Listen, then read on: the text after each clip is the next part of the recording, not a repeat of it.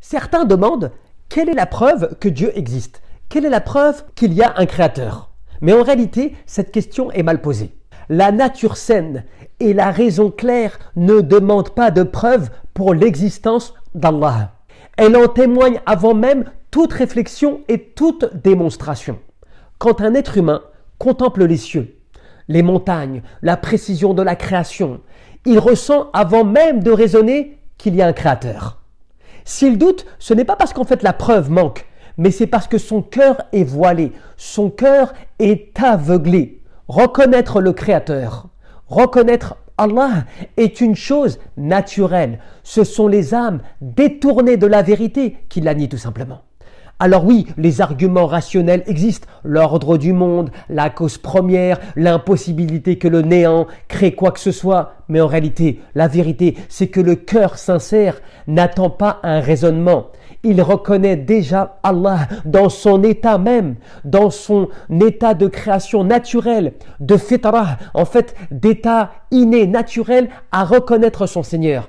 Car Allah est plus proche de toi que ta propre pensée. Donc c'est quelque chose qui, au plus profond de toi-même, doit te pousser à augmenter ton raisonnement et ton intelligence, ton analyse de ce qui se passe autour de toi. Puisqu'en fait, plus tu raisonnes comme cela, plus tu analyses les choses avec perception comme cela, eh bien plus ta foi va augmenter et plus ta certitude, al-yaqin, eh bien va s'ancrer encore plus profondément dans ton cœur.